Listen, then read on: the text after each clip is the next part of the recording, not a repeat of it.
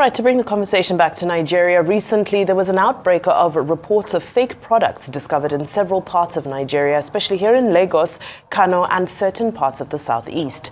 Many of the products involved happen to be household brands, ranging from dairy products to soft drinks and wines, up to wiring cables and even toothpaste.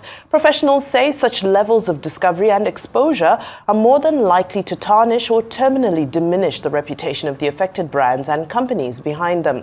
Well, to dwell a bit more on this, we're now being joined by Tubosun Akeju, who is a partner at Reputation Management and Policy Marketing. It's great to have you. Good afternoon. Happy New Year, Tubosun. Good afternoon to you too. Thanks for having me. All right, now let's get straight into it. When we're looking at reputation brand management, what do companies do when the systems that are supposed to regulate and protect them from this kind of thing happening, what do companies do to recover from the damage done from this? I think we should first go back to the basics.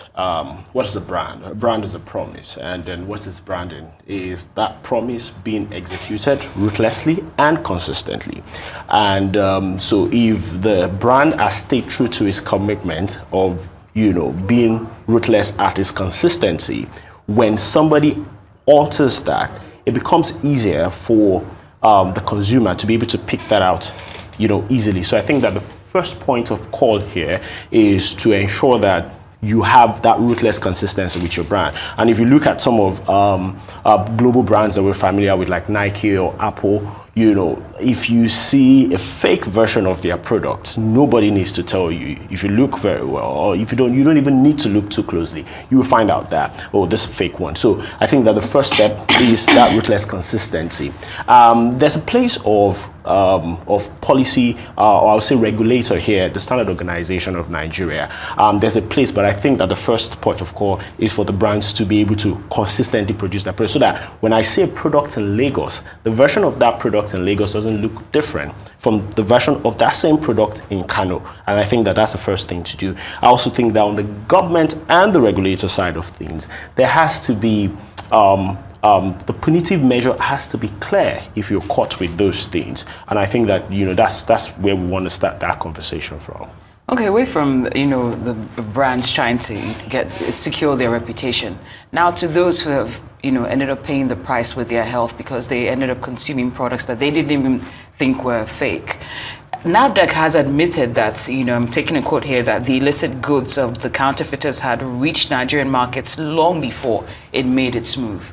So would you think with this it's an admission that NAFDAC didn't do its homework in terms of preventing these products from even getting in circulation?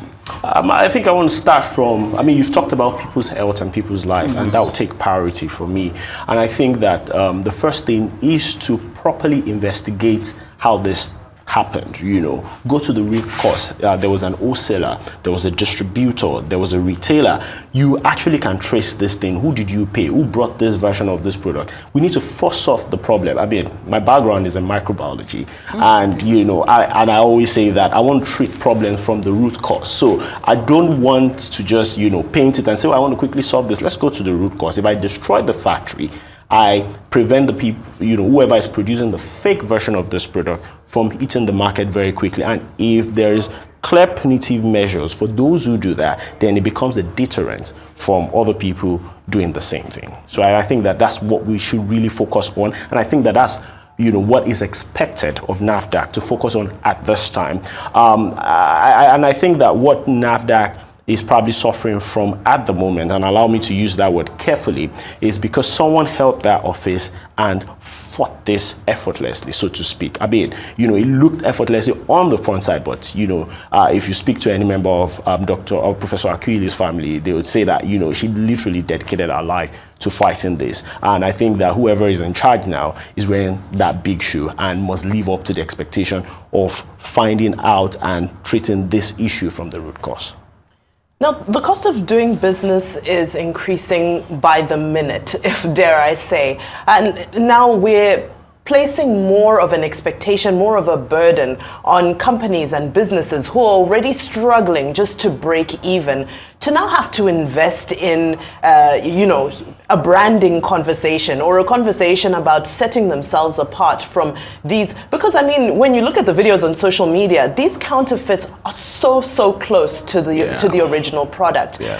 So do they need to, would you advise companies to now make the sacrifice to spend more on ensuring that people know the trademarks that make their products authentic and original? The simple answer is yes. And but let me give you maybe a longer version of it. I'm strongly of the opinion that Nigerian brands need to really focus and prioritize moving from surviving to thriving. And I say this very carefully because when the problems are obvious, and solving it is capital intensive. But we must do what it takes to solve it. And I was speaking to someone when the news broke about the counterfeit product, that the bigger danger of this counterfeit product is the hindrance of Nigerian brands growing global, which is what we must do. I say that because there was a report by STERS that shows that only about 3.5 million Nigerians can spend about, I think, more than $20 per day. $10 or $20, I can't remember exactly now. That number is smaller than what you have in Ghana, but our population is almost times 10 of Ghana. So it means that our product, our businesses in Nigeria must start to look at how, they need to look at bigger market and to go global. They need to become more standardized, more, prepared to service international markets. The moment you are on that pedestal and that is your focus, your branding becomes a major part of it. And then we can't continue to then say that the cost of doing business here is high. But if the market share becomes bigger because we've started to export, then we will be able to focus on these things that look like by the wayside, but then they become very, very important, if you understand what I'm saying.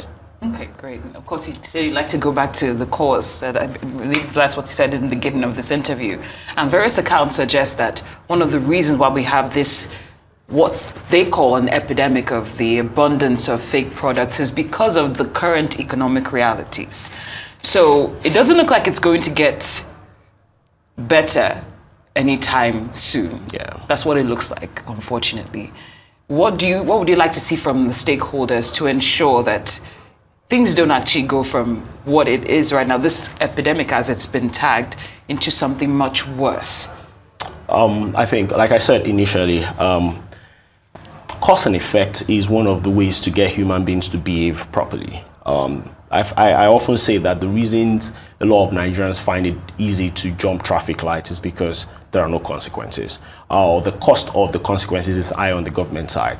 And countries like the United Kingdom, it's okay, you can jump the traffic light. When you get home, you get your bill, So I think that government needs to put enough, the regulators need to put enough in place, to deter people from doing this. If you send people to jail for, owning factories where products are, there's counterfeit product. We need to have stakeholder engagement where we're engaging the producers of products that, can tend to put people's life at danger, and to say that it has become a regulatory issue. You must put authentication pathways on your product. And of course, you said it's going to come at a cost, but the thing is that there's economics of scale. If we have a good number of people going in a particular part, the unit cost of executing things like that reduces. And we've even done this for some of our clients where we've designed using creative design to help infuse things that make it difficult for counterfeit the criminals who counterfeit product to be able to easily counterfeit. Things as simple as the wrapping of your product. Things as simple as that can be ways to authenticate if a product is original or fake. We've done that for some of our clients, and we'll continue to do it for those who ask. And I must say that, there's also another way to look at this. If you think it's going to cost money, those who counterfeit your product, right, what they're doing to you is that they're stealing your market share. At the same time, they're going to cost you, damage down the line, short to medium term. That's what is going to happen. People are not going to trust your brand enough to buy it in the market because they're not sure how to differentiate from the original and the fake. So at the end of the day, the chicken will come home to roast, so you might as well just, get ahead of the curve. Right now, as we round up, I love that you ended on that note, because my next point very briefly is to the consumers, right? As much as you advise brands to say, these are some key things that some quick fixes to be able to make your brand stand out. For consumers in the supermarket, one or two things that you can just quickly school our viewers on. What are the things to look at to make sure that what you're buying is really what you're buying? Very briefly. Just pay attention to the details. I saw a post on Instagram on my way here, and what was the red flag was the spelling of LD. That was the red flag. It was just the spelling of LD, and it just like, I'm going to check this again. I think we should just pay attention when we're making purchases. Pay attention to the details. Read what is on what you're buying. Most of the time, the counterfeiters don't pay attention to details. So from simple things as spelling, slant lines, on product. I mean, those are like little steps to start with. I think the second one is I advise, people to buy more from trusted stores. The thing about, an organization that has brand equity is that they guard that brand equity jealously. So if you go to, I'm not going to name names, but if you go to certain, well-established outlets, if you go back there and say, I bought this from you and it's fake, it's going to be a big problem, so. Okay, I'll pay more attention based on that. Thank you so much, Tubosun Akeju, partner at Reputation Management and Policy Marketing. We appreciate your time and analysis. Thank you for joining us. Thank you for having me. Thank you.